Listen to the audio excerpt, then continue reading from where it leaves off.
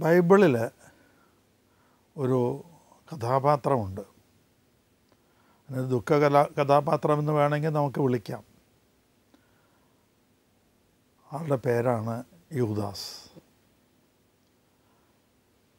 യൂദാസ് എന്നുള്ള വാക്ക് ഒരു പര്യായമായിട്ട് ഉപയോഗപ്പെടുത്തുന്ന ഒന്നാണ്. ഒറ്റുകാരൻ, വഞ്ചകൻ, ചതിയൻ, നന്ദിയില്ലാത്തവൻ എന്നൊക്കെ പ്രയോഗിക്കുന്നിടത്ത് യൂദാസ് എന്ന് അയാളൊരു യൂദാസാണ് എന്നൊക്കെ പറയാറുണ്ട് പലരെയും കുറിച്ച്. ഈ യൂദാസിനെ കുറിച്ച് ഒന്ന് പഠിക്കാമെന്ന് ഞാൻ വിചാരിക്കുകയാണ്. ഈ ചെറിയ എപ്പിസോഡിലൂടെ യൂദാസിനെ കുറിച്ച് കുറച്ച് കാര്യങ്ങൾ നമുക്കൊന്ന് മനസ്സിലാക്കാനായിട്ട് ശ്രമിക്കുക. നമ്മളെപ്പോഴെങ്കിലും യൂദാസിനെ പോലെ ആയിട്ടുണ്ടോ ഇല്ലയോ? ഞാനിവിടെ ഒറ്റുകൊടുക്കുന്ന ആ ഭാഗമല്ല കോൺസെൻട്രേറ്റ് ചെയ്യുന്നത്. അതിനപ്പുറത്ത് ഞാൻ യൂദാസിനെ നോക്കി കാണുന്നത് നമ്മുടെ ജീവിതത്തിൽ എങ്ങനെ എന്ന് നോക്കാൻ ശ്രമിക്കുകയാണ്. യൂദാസ് വിളിക്കപ്പെട്ട ഒരു വ്യക്തിയായിരുന്നു, തിരഞ്ഞെടുക്കപ്പെട്ട വ്യക്തിയായിരുന്നു. യേശു അനേകം ശിഷ്യന്മാരെ തിരഞ്ഞെടുത്തു. അതിൽ പ്രമുഖരായിട്ട് 12 പേരാണ്. അതിൽ തന്നെ ഒരു പ്രമുഖ സ്ഥാനം ഉണ്ടായിരുന്ന വ്യക്തിയാണ് യൂദാസ്. യൂദാസ് ആ കൂട്ടായ്മയുടെ ഫൈനാൻസ് കൺട്രോൾ ചെയ്തിരുന്ന ആളാണ് എന്നൊക്കെ നമ്മൾ വായിക്കുന്നുണ്ട്. ഫിനാൻസ് മിനിസ്റ്റർ ആയിരുന്നു എന്നുള്ളതാണ് ഞാൻ മനസ്സിലാക്കുന്നത്. ഏത് മന്ത്രിസഭയിലും മുഖ്യമന്ത്രി കഴിഞ്ഞാൽ പിന്നെ ഏറ്റവും ഉയർന്ന സ്ഥാനം ഫിനാൻസ് മിനിസ്റ്റർക്കാണ്. എല്ലാവർക്കും തുല്യ സ്ഥാനമല്ല, വ്യത്യസ്തങ്ങളായ സ്ഥാനങ്ങളാണ്. അപ്പോൾ ഫിനാൻസ് മിനിസ്റ്റർ എന്ന് പറയുന്നത് ആ ശ്രേണിയിൽ 2ാം സ്ഥാനക്കാരനാണ്. ഒരു പക്ഷേ പത്രോസിന് പോലും അത്രയ്ക്കും സ്ഥാനം ഉണ്ടായിരുന്നില്ല. അങ്ങനത്തെ ഒരു വ്യക്തിയാണ് വിളിക്കപ്പെട്ടവൻ, തിരഞ്ഞെടുക്കപ്പെട്ടവൻ, തിരഞ്ഞെടുക്കപ്പെട്ടവരിൽ തിരഞ്ഞെടുക്കപ്പെട്ടവൻ. ആ വ്യക്തി നശിച്ചു പോയി എന്നുള്ളതാണ് ഏറ്റവും പ്രധാനപ്പെട്ട ഒരു കാര്യം നമ്മൾ മനസ്സിലാക്കേണ്ടത്. അങ്ങനെയാണ് ഞാനതിനെ കാണാൻ ശ്രമിക്കുന്നത്. തിരഞ്ഞെടുക്കപ്പെട്ട, വിളിക്കപ്പെട്ട ഒരു വ്യക്തി നശിച്ചു പോയി. അതെന്തുകൊണ്ട്?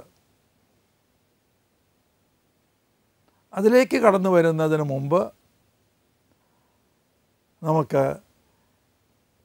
നമ്മൾ ഓരോരുത്തരെയും ഒന്ന് പരിശോധിക്കാം. നമ്മളൊക്കെ തിരഞ്ഞെടുക്കപ്പെട്ടവരാണെന്നാണ് എൻ്റെ ഒരു ബോധ്യം. എന്നെ ഒരു അധ്യാപകനായി ദൈവം വിളിച്ചിട്ടുണ്ട് എന്നാണ് എൻ്റെ ബോധ്യം. ഒരിക്കൽ ഇപ്പോൾ ഓസ്ട്രേലിയയിലെ ബിഷപ്പായിരിക്കുന്ന ബോസ്കോ പിതാവ് എന്നോട് ഒരിക്കൽ ചോദിച്ചു. അദ്ദേഹം ഒരു പ്രെയർ മീറ്റിങ്ങിന് ഞങ്ങളുടെ കുട്ടികളെ അഭിസംബോധന ചെയ്യാൻ വന്നതാണ്. എല്ലാ ബുധനാഴ്ചയും ഞങ്ങൾക്ക് 6 മണിക്കൊരു പ്രെയർ മീറ്റിംഗ് ഉണ്ട്. അഭിസംബോധന ചെയ്യാൻ വന്നതാണ്. അപ്പോൾ മീറ്റിങ്ങിന് അല്പം മുമ്പ് അദ്ദേഹം വന്നു. ഇതിന് സംസാരത്തിൻ്റെ ഇടയിൽ എന്നോട് ചോദിച്ചു, മാഷ്ക്ക് ഇത് മടുത്തില്ലേ? ഞാൻ പറഞ്ഞു, ഇല്ല. അന്ന് അദ്ദേഹം അച്ഛനാണ്. ഇല്ല അച്ഛോ, എന്താ അത് മടുക്കാത്തതിന്? ഞാൻ പറഞ്ഞു, ഈ ശുശ്രൂഷ, ഞാനിതിനൊരു ശുശ്രൂഷയായിട്ട് കാണുന്നു, അധ്യാപനത്തെ ഒരു ശുശ്രൂഷയായിട്ട് കാണുന്നു. ഈ ശുശ്രൂഷ എന്നെ ദൈവം ഏൽപ്പിച്ചതാണ് എന്ന് ഞാൻ വിചാരിക്കുന്നു. ആ ദൈവം എന്നെ തിരഞ്ഞെടുത്ത് ഈ ജോലിയിലേക്ക് വെച്ചിരിക്കുകയാണ്. യെശയ്യായുടെ പുസ്തകത്തിൽ 41-ാം അധ്യായത്തിൽ 8 മുതൽ 16 വരെയുള്ള തിരുവചനങ്ങൾ നിങ്ങളൊന്ന് വായിച്ചു നോക്കണം. അവിടെ കൃത്യമായി പറയുന്നുണ്ട്, ഞാൻ തിരഞ്ഞെടുത്തവനാണ്, തിരഞ്ഞെടുത്തിരിക്കുന്നു, അങ്ങനെ വിദൂര ദിക്കുകളിൽ നിന്ന് ഞാൻ നിന്നെ വിളിച്ചു എന്നൊക്കെ പറയുന്ന ഒരു ഭാഗമുണ്ട്. അതിങ്ങനെ ഓരോ പോർട്ട്ഫോളിയോ നമുക്ക് തരികയാണ്. 41-ാം അധ്യായം യെശയ്യാ 41-ാം അധ്യായം 8 മുതൽ 16 വരെയുള്ള തിരുവചനങ്ങൾ. ഞാൻ എല്ലാ ദിവസവും അത് രാവിലെ വായിക്കുകയാണ്. ആ ഭാഗം എന്തിനാണെന്നോ, എന്നെ വിളിച്ചതാണ് എന്ന് എന്നെ ഒന്നുകൂടി ഓർമ്മപ്പെടുത്താൻ വേണ്ടിയിട്ടാണ്. വിദൂര ദിക്കുകളിൽ നിന്ന് എന്നെ വിളിച്ചു. ഒരു കുഗ്രാമത്തിൽ നിന്നാണ് എന്നെ വിളിച്ചത്.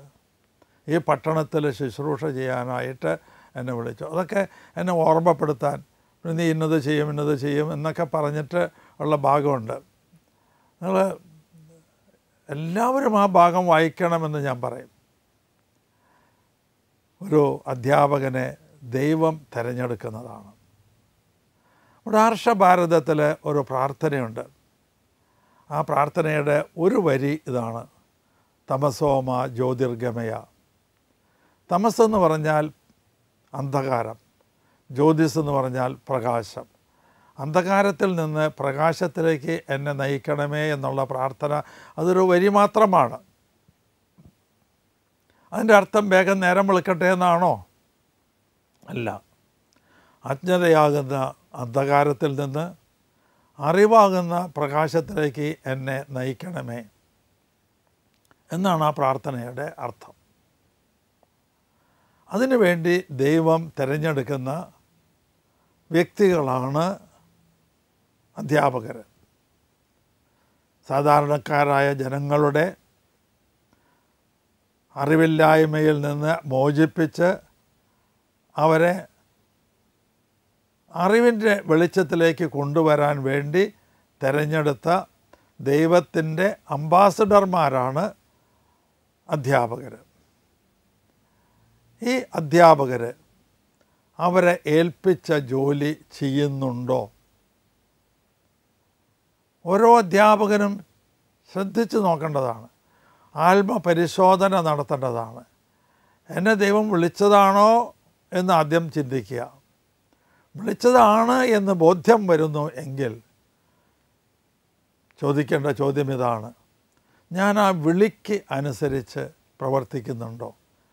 ബൈബിളിൽ അങ്ങനെ നിങ്ങൾക്ക് ലഭിച്ച വിളിക്ക് അനുസൃതമായി പെരുമാറുക എന്ന് ആ തിരുവചനത്തോട് നമ്മൾ കൂറ് പുലർത്താറുണ്ടോ? നമ്മൾക്ക് കിട്ടിയ വിളി എന്ന് നമുക്ക് ബോധ്യം വന്ന ആ വിളിയോട് വിശ്വസ്തത പുലർത്തുന്നുണ്ടോ ഇല്ലയോ? ഇല്ല എന്നാണ് നിങ്ങൾ കാണുന്നതെങ്കിൽ യൂദാസിനെ പോലെ തന്നെയാണ്, പരാജയപ്പെട്ടു പോയി. നിങ്ങളാരെയും ഒറ്റ കൊടുത്തിട്ടുണ്ടാവില്ല, പക്ഷേ പ്രത്യക്ഷത്തിൽ ഒറ്റ കൊടുത്തിട്ടുണ്ടാവില്ല.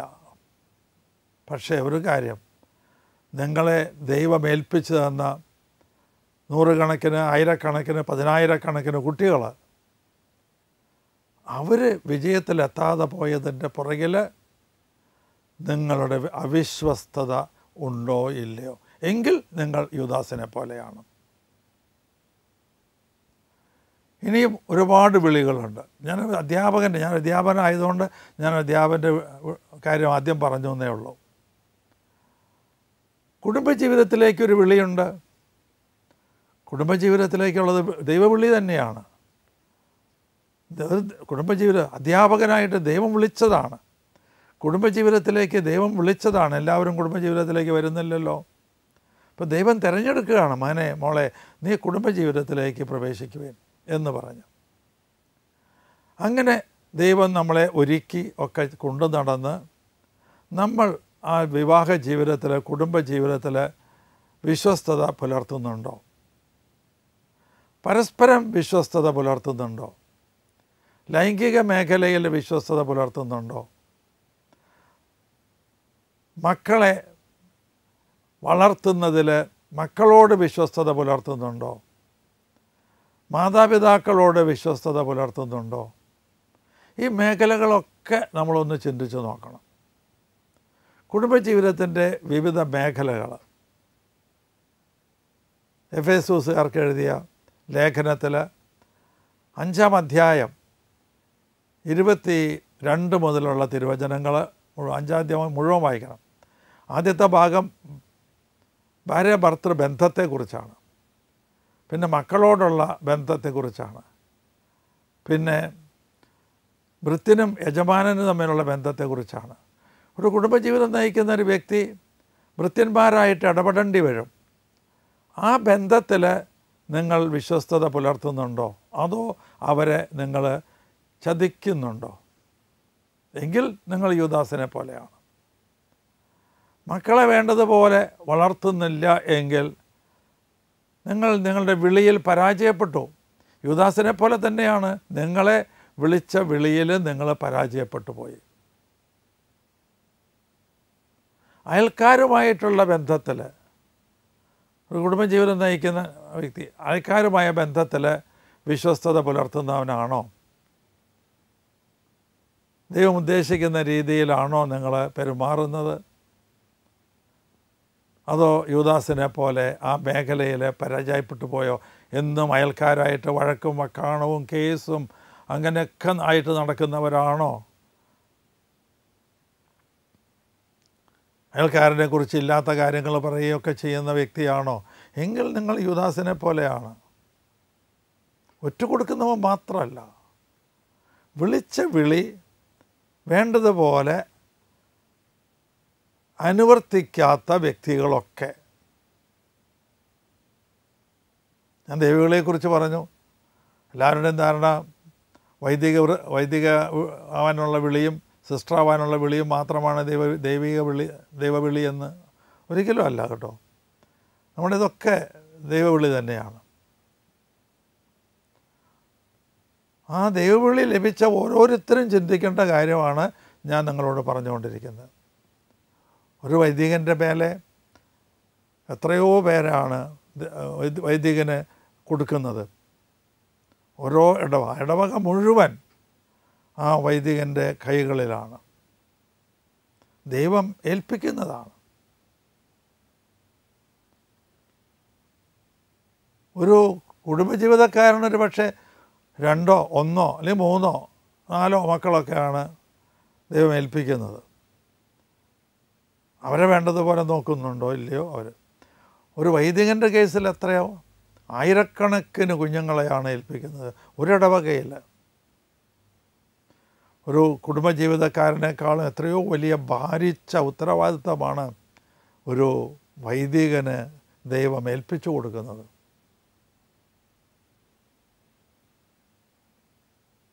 ഒരു സിസ്റ്ററും അതുപോലെ തന്നെ ദൈവവിളിയുള്ള എത്രയോ കുഞ്ഞുങ്ങളെയാണ് ദൈവം വളർത്താനായിട്ട്, ആത്മീയമായി വളർത്താനായിട്ട് ഏൽപ്പിച്ചു കൊടുക്കുന്നത്. വൈദികരും സിസ്റ്റേഴ്സും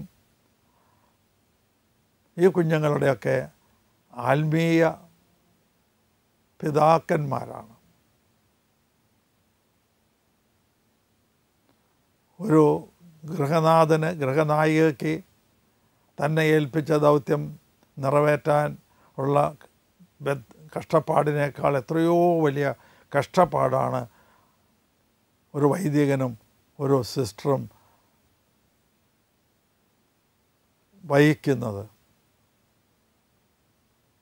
ഇവിടെയൊക്കെ നമ്മൾ നോക്കേണ്ട കാര്യം ഇതാണ്. ഓരോരുത്തരും ഇൻട്രോസ്പെക്ഷൻ, ആത്മപരിശോധന നടത്തേണ്ട, ഓരോരുത്തരും ആത്മപരിശോധന നടത്തേണ്ട കാര്യമാണ്. എന്നെ ദൈവം വിളിച്ച് ഏൽപ്പിച്ച ആ കാര്യത്തിൽ ഞാൻ വിശ്വസ്തനാണോ, അതോ എന്നെ ഏൽപ്പിച്ചവരൊക്കെ നഷ്ടപ്പെട്ടു പോവുകയാണോ ഉണ്ടായത്? നഷ്ടപ്പെട്ടു പോയി എങ്കിൽ തീർച്ചയായിട്ടും യൂദാസിൻ്റെ സ്ഥാനമാണ് നമുക്കുള്ളത്. ഒരു കച്ചവടക്കാരൻ, ഒരു കൃഷിക്കാരൻ, അവരൊക്കെ ദൈവം വിളിച്ച് ഏൽപ്പിക്കുന്നതാണ്. ഒരു കൃഷിക്കാരനായിട്ട് ദൈവം വിളിച്ച് ഏൽപ്പിക്കുകയാണ്. ഒരു കച്ചവടക്കാരനൊക്കെ എന്ത് വലിയ സേവന ചെയ്യുന്നതെന്നാണ് നിങ്ങൾ വിചാരിക്കുന്നത്?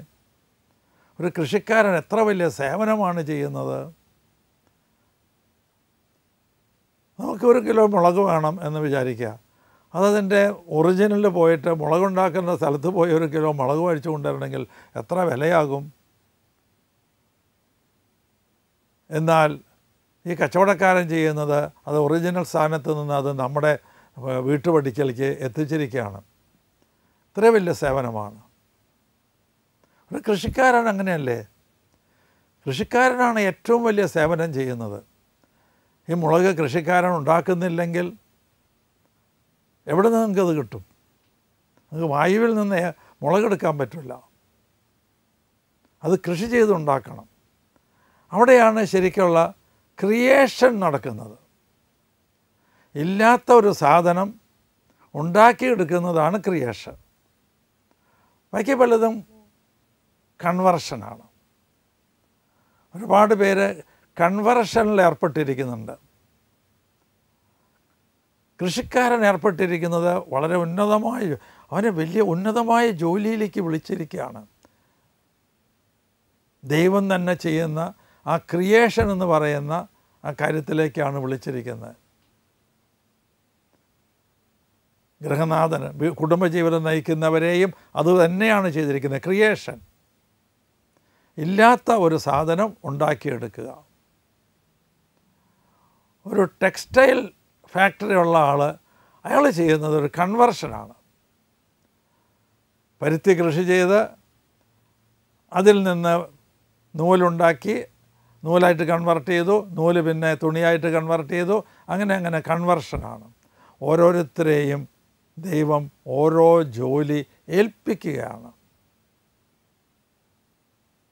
അതിനോട് നമ്മൾ വിശ്വസ്തത പുലർത്തുന്നുണ്ടോ എങ്കിൽ നിങ്ങളെല്ലാം ദൈവം ആഗ്രഹിക്കുന്ന വിധത്തിൽ ചെയ്യുന്നവരാണ്. വിശ്വസ്തത പുലർത്തുന്നില്ലേ എങ്കിൽ നിങ്ങൾ യൂദാസിനെ പോലെയാണ്.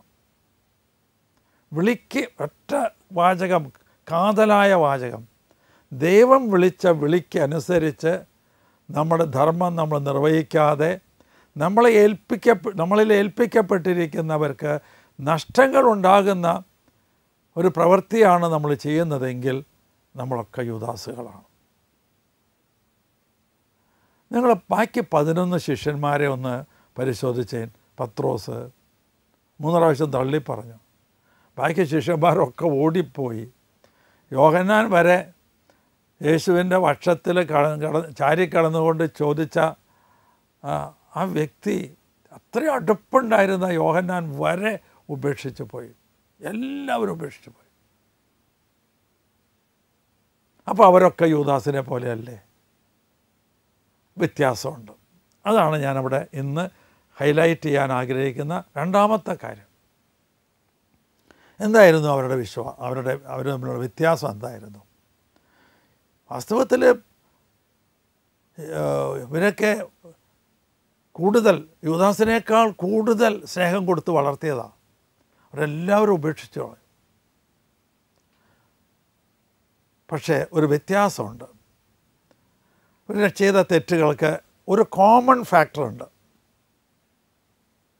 2 പേർക്കും മനസ്സിലായി നിങ്ങൾ ചെയ്തത് തെറ്റാണ് എന്ന്. പത്രോസിനും കൂട്ടർക്കും മനസ്സിലായി ചെയ്തത് തെറ്റായെന്ന്. യൂദാസിനും മനസ്സിലായി ചെയ്തത് തെറ്റായെന്ന്. അതൊരു കോമൺ ഘടകമാണ്. എന്നാൽ യൂദാസിനെ യൂദാസാക്കുന്നതും മറ്റുള്ളവരെ അല്ലാതാക്കുന്നതുമായ ഒരു ഘടകം കൂടിയുണ്ട്. അതെന്താണ്? യൂദാസ് വിചാരിച്ചു, ഇനി ഞാൻ തിരിച്ചു ചെന്നാൽ എനിക്ക് രക്ഷയില്ല, യേശു എന്നെ സ്വീകരിക്കില്ല. അതിൻ്റെ പേരാണ് കുറ്റബോധം. എന്നാൽ മറ്റ് ശിഷ്യന്മാർക്ക് മനസ്സിലായി തിരിച്ചു ചെന്നാൽ സ്വീകരിക്കും. അവർ മീൻ പിടിക്കാൻ പോയി. എല്ലാവരും മീൻ പിടിക്കാൻ പോയി. പത്രോസ് മുന്നിൽ നിന്നു, ഞാൻ പോവാണ്, മീൻ പിടിക്കാൻ പോവാണ്. മറ്റുള്ളവരും കൂടെ പോയി. പക്ഷേ യേശു ചെന്ന് അവിടെ ആ കടൽ തീരത്ത് നിന്ന് അവരെല്ലാം വിളിച്ചു കൂട്ടി വീണ്ടും ഒരിക്കൽ കൂടി രണ്ടാമതൊരു സെലക്ഷൻ കൂടി നടത്തുകയാണ്. രണ്ടാമതൊരു തിരഞ്ഞെടുപ്പ്. നമ്മൾ തെറ്റ് ചെയ്യുമ്പോഴും ഒക്കെ ഒരു കാര്യം നമ്മൾ മനസ്സിലാക്കേണ്ടതുണ്ട്. നമ്മൾ തെറ്റ് ചെയ്തു, നമുക്ക് ആ പാപബോധം ഉണ്ടാകുക എന്ന് പറയുന്നത് കുറ്റബോധം തമ്മിൽ വ്യത്യാസമുണ്ട്. രണ്ടിലും കോമൺ ഘടകം ഞാൻ പറഞ്ഞു, ചെയ്തത് തെറ്റാണ് എന്നുള്ള ബോധ്യം, അതാണ് കോമൺ ഘടകം. എനിക്ക് തിരിച്ചു വന്നാൽ എന്നെ സ്വീകരിക്കില്ല എന്നുള്ളതാണ് രണ്ടാമത്തെ ഘടകം. അത് യൂദാസിന്, അതിന് കുറ്റബോധം എന്ന് പറയും. മറ്റേത് ഞാൻ തിരിച്ചു ചെന്നാൽ എൻ്റെ തമ്പുരാൻ എന്നെ സ്വീകരിക്കുമെന്നുള്ളത്, അത് പാപബോധം. കുറ്റബോധം എന്ന് പറയുന്നത് ഹൈലി നെഗറ്റീവാണ്. പാപബോധം എന്ന് പറയുന്നത് ഹൈലി പോസിറ്റീവാണ്. യൂദാസ് ജീവിച്ചിരുന്നു എങ്കിൽ യേശു യൂദാസിനെ കൂടി ഈ 12 പേരുടെ കൂട്ടത്തിൽ പെടുത്തുമായിരുന്നു. എൻ്റെ നോട്ടത്തിൽ യൂദാസ് ചെയ്തതിനേക്കാൾ വലിയ തെറ്റാണ് പത്രോസൊക്കെ ചെയ്തത്. എന്നിട്ട് പോലും യേശു അവരെയൊക്കെ സ്വീകരിച്ചു. എനിക്ക് പലപ്പോഴും വലിയ ഒരു പ്രത്യാശ നൽകുന്ന ഒരു സംഭവമാണിത്.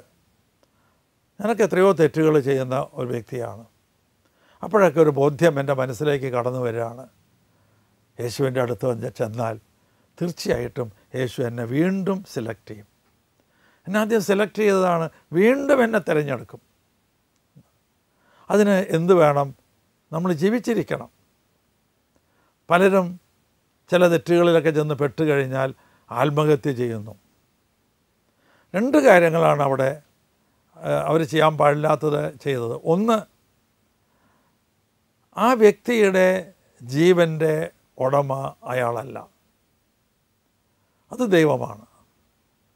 അയാളുടെ ജീവൻ തൽക്കാലം ഏൽപ്പിച്ചു കൊടുത്തതാണ്, സൂക്ഷിപ്പുകാരനായിട്ട് ഏൽപ്പിച്ചു കൊടുത്തതാണ്.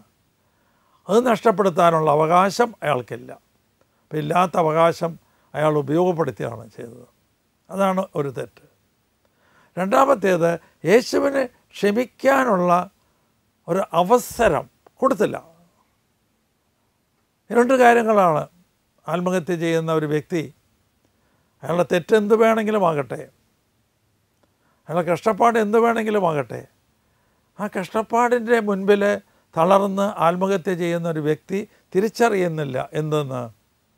യേശുവിൻ്റെ അടുത്ത് ചെന്നാൽ ഈ കഷ്ടപ്പാടും ഈ ബുദ്ധിമുട്ടും എല്ലാം എടുത്തു മാറ്റാനുള്ള കഴിവ് അവനുണ്ട്, അവനത് ചെയ്യും എന്നുള്ള ആ ബോധ്യം, അതാണ് പാപബോധം വരുന്നത്. അതില്ലാതെ പോകുമ്പോഴാണ് പലരും ആത്മഹത്യയെ ആശ്രയിക്കുന്നത്. ഇനി ഒരു ചെറിയ കാര്യം കൂടിയും യൂദാസിനെ കുറിച്ച് ചിന്തിക്കണമെന്ന് എനിക്ക് തോന്നുന്നുണ്ട്. അത് വേറെ ഒന്നുമല്ല, എന്തുകൊണ്ട് യൂദാസ് അങ്ങനെ ഒറ്റിക്കൊടുത്തു? അതിനു മുമ്പ് യൂദാസ് ഒറ്റിക്കൊടുക്കേണ്ടി വന്നത് എന്തുകൊണ്ടാണ്? യൂദാസ് ഒറ്റിക്കൊടുക്കേണ്ടി വന്നതിൻ്റെ കാരണമുണ്ട്. യേശുവിനെ പോലെ സാമ്യമുള്ള പലരുമുണ്ട്.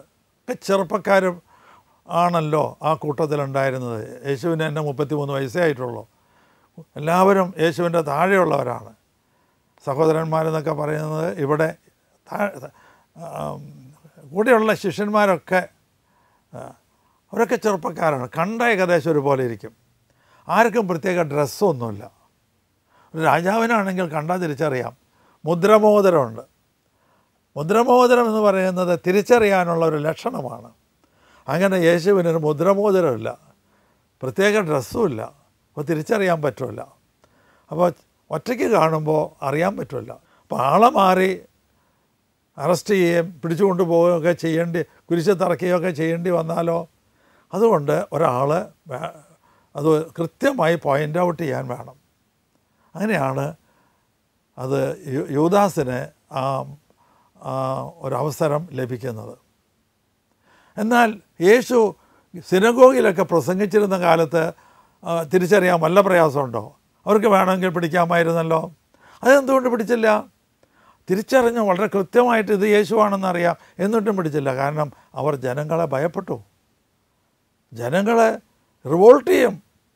അതുകൊണ്ട് ആ സമയത്ത് പിടിച്ചില്ല. ഒറ്റയ്ക്കായിരിക്കുമ്പോഴേ പിടിക്കാൻ പറ്റുള്ളൂ. അത് ചിലപ്പോൾ തെറ്റിപ്പോകാൻ വഴിയുണ്ട്. അതുകൊണ്ട് ഒരു യൂദാസിനെ പോലെ ഒരാൾ കൃത്യമായി അടുത്തറിയുന്ന ഒരാൾ ചൂണ്ടിക്കാണിച്ചു കൊടുക്കണം. അതൊന്ന്. ഇനി യൂദാസ് എന്തുകൊണ്ടത് ചെയ്തു? കാശിൻ്റെ ആർത്തി കൊണ്ടല്ല. കാശിൻ്റെ ആർത്തി കൊണ്ടായിരുന്നെങ്കിൽ 30 വെള്ളിക്കാശ് കിട്ടിയപ്പോൾ സന്തോഷമായിട്ട് പിന്നെ അയാൾ പോയേനില്ലേ? യൂദാസിനെ അറിയാം അവർ കൊല്ലും, ഇനി എൻ്റെ കാശും കിട്ടി എനിക്ക് പോകാമല്ലോ. അങ്ങനെയല്ലല്ലോ ചെയ്തത്. യൂദാസിന് ഒരു അബദ്ധം പറ്റിയതാണ്. യൂദാസ് വിചാരിച്ചു യേശുവിനെ ഒറ്റിക്കൊടുത്താൽ യഹൂദർ പിടിക്കും, യഹൂദർ പിടിക്കുന്നതോടുകൂടി യേശു തൻ്റെ സകല കഴിവുകളും അങ്ങ് പുറത്തേക്ക് എടുക്കും. എത്രമാത്രം അത്ഭുതങ്ങൾ ചെയ്ത വ്യക്തിയാണ്. അത് കൂടെ കണ്ട 3 കൊല്ലം നടന്ന് കണ്ട ആളാണ്. ഇവരെയൊക്കെ അടിച്ച് പരിശാക്കി രാജ്യം സ്ഥാപിക്കും. രാജ്യം സ്ഥാപിക്കുമ്പോൾ അവിടെ എനിക്ക് ഫിനാൻസ് മിനിസ്റ്റർ ആകാൻ കഴിയും. അതായിരിക്കണം അദ്ദേഹത്തെ പ്രേരിപ്പിച്ചത്. യേശുവിനെ കുരിശിൽ തറയ്ക്കണമെന്നല്ല, യേശുവിനെ പിടിച്ച് ഇവരുടെ കയ്യിൽ കൊടുക്കുമ്പോൾ യേശു തൻ്റെ പ്രഭാവം കാണിക്കുകയും ഇവരെ എല്ലാം കീഴ്പ്പെടുത്തി രാജ്യം സ്ഥാപിക്കുകയും ചെയ്യും എന്ന് തെറ്റിദ്ധരിച്ചിട്ടുണ്ടാവണം. ആ തെറ്റിദ്ധാരണ മറ്റു ശിഷ്യന്മാർക്കും ഉണ്ടായില്ലേ? അവർ പറഞ്ഞല്ലോ, ഒരാളുടെ രണ്ടുപേരുടെ അമ്മ വന്നിട്ട് പറഞ്ഞു, എന്താ, നീ നിൻ്റെ രാജ്യത്തിലിരിക്കുമ്പോൾ ഒരാൾ എൻ്റെ ഇടത് ഭാഗത്ത് എൻ്റെ വലത് ഭാഗത്തിരിക്കാൻ അവർക്ക് അവസരം കൊടുക്കണമെന്നൊക്കെ. അപ്പോൾ അവരൊക്കെ തെറ്റിദ്ധരിച്ചിരുന്നു. ഏത് രാജാവാണ് ആകുന്നത് എന്നുള്ള കാര്യത്തിൽ അവർക്ക് തെറ്റിദ്ധാരണയുണ്ടായിരുന്നു. യൂദാസിനും അങ്ങനെ ഒരു തെറ്റിദ്ധാരണയുണ്ടായി. അങ്ങനെ നമ്മളൊക്കെ പലപ്പോഴും നമുക്ക് തെറ്റിദ്ധാരണ ഉണ്ടായിട്ടാണ് പലരും തെറ്റ് ചെയ്യുന്നത്. തെറ്റാണെന്ന് അറിഞ്ഞുകൊണ്ടൊന്നും അല്ല, പലപ്പോഴും അല്ല, അങ്ങനെ ചെയ്യുന്നവരുണ്ട്. അങ്ങനെ ചെയ്താൽ പോലും യേശുവിൻ്റെ അടുത്തേക്ക് മടങ്ങി വന്നാൽ യേശു തീർച്ചയായിട്ടും നമ്മളെ സ്വീകരിക്കും, നമ്മളെ വീണ്ടും രക്ഷയിലേക്ക് കൊണ്ടുവരും. ഈ ചിന്തയാണ് എനിക്ക് യൂദാസിനെക്കുറിച്ച് ചിന്തിച്ചപ്പോൾ കിട്ടിയത്. ദൈവം നമ്മളെല്ലാം സമൃദ്ധമായി അനുഗ്രഹിക്കട്ടെ എന്ന് പ്രാർത്ഥിച്ചുകൊണ്ട് ഈ എപ്പിസോഡ് ഇവിടെ നിർത്തുന്നു.